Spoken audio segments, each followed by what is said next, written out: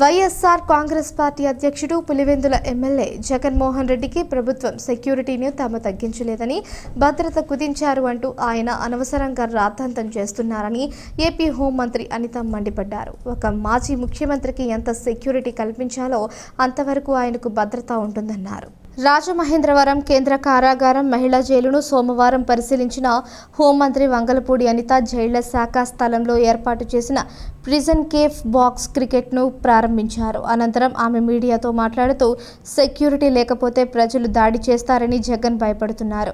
రాష్ట్రంలో 20,000 మంది పోలీసులు కొరత ఉంటే ఆయనకు 900 మందితో సెక్యూరిటీ కావాలా అని నిలదీశారు.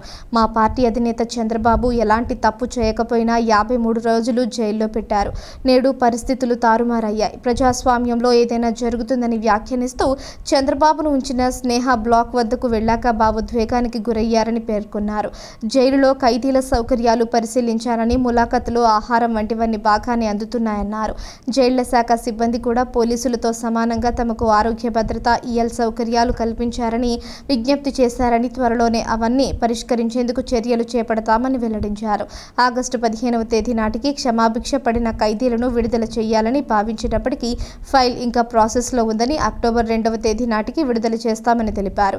కార్యక్రమంలో జైళ్ల శాఖ DG Kumar Vishwajit, Rajamahendravaram city rural ఎమ్మెల్యేలు ఆదిరెడ్డి వాసు, గోరంట్ల బుచ్చయ్య చౌదరి, మాజీ ఎమ్మెల్యే బూరుగుపల్లి శేషారావు, జైళ్ల శాఖ అధికారులు I Srinivasarao, MR Ravikiran, superintendent S Rahul తదితరులు పాల్గొన్నారు.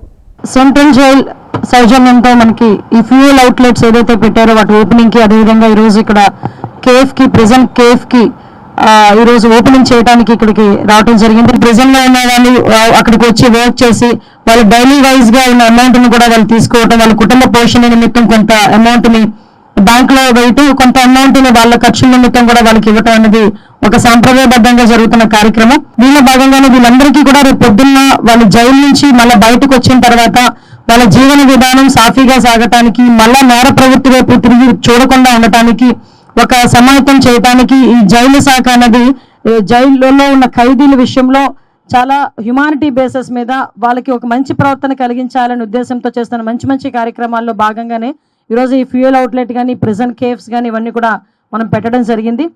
ఆయన మాట్లాడడమే పెద్ద చెవులో క్యాబేజీ పెట్టినట్టు ఉంటుంది. శాంతి భద్రతల గురించి ఆయన మాట్లాడడం ఏంటండి? బుర్రబన్యేసే మాట్లాడుతున్నాడు ఆయన. ఆయన నిజంగా ఆయన ఉంటేనే శాంతి భద్రతలకు కరువు వస్తున్నాయి మాకు అక్కడ. యాక్చువల్గా మొన్న వచ్చి ఒక మాట అన్నాడు, ఎవరైతే మర్డర్కి ప్రేరేపించినోడిని కూడా తీసుకెళ్ళి జైల్లో వేయాలట. అదే కనుక జైల్లో వేసేయాల్సిన పరిస్థితి వస్తే ఫస్ట్ వేయాల్సిన జగన్మోహన్ రెడ్డిని వేయాలి. వివేకానంద రెడ్డి హత్య కేసులో చేతులన్నీ ఎవరివైపు చూపిస్తున్నాయో, దేశం మొత్తం మీద చేతులన్నీ, ఇంక్లూడింగ్ వివేకానంద రెడ్డి గారి కూతురు చేయి కూడా ఎటువైపు చూపిస్తుందో మనందరికీ తెలుసు. ఇదే రాజమండ్రిలో దిశ పోలీస్ స్టేషన్ ఓపెనింగ్ రోజు ఒక అమ్మాయిని గ్యాంగ్ రేప్ జరిగి అదే రోజు సాయంత్రం తీసుకొచ్చి ఆటోలో వదిలేసి వెళ్ళిపోయిన సంఘటన మీరు ఎవరైనా మర్చిపోయారా? ఇక్కడున్న రాజమండ్రి ప్రెస్ ఎవరైనా మర్చిపోయారా? అక్కడికి వెళ్ళి నేనుంటే అమ్మఒడి ఇచ్చేవాడిని, నేనుంటే రైతు భరోసా ఇచ్చేవాడిని, నేనుంటే అది ఇచ్చేవాడిని, నేనుంటే ఇది ఇచ్చేవాడిని, ఏకపాట పాడుతున్నాడు. అది అందరం చూస్తూనే ఉన్నాం. అంటే సందర్భాన్ని బట్టి కూడా మాట్లాడడం చేతకాక ఏది పడితే అది మాట్లాడే పరిస్థితిలో ఈరోజు పులివెందుల ఎమ్మెల్యే గారు జగన్మోహన్ రెడ్డి గారు ఉన్నారండి. అది ఆయన నైజం అంతే.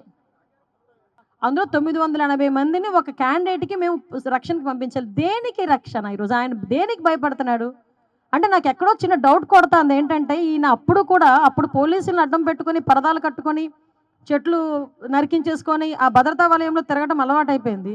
ఈరోజు నిజంగా కనుక బయటకు వస్తే ప్రజలు ఏమైనా తంతారేమని భయపడుతున్నాడా జగన్మోహన్ రెడ్డి? దేనికి అడగాలి 980 మందిని సెక్యూరిటీ?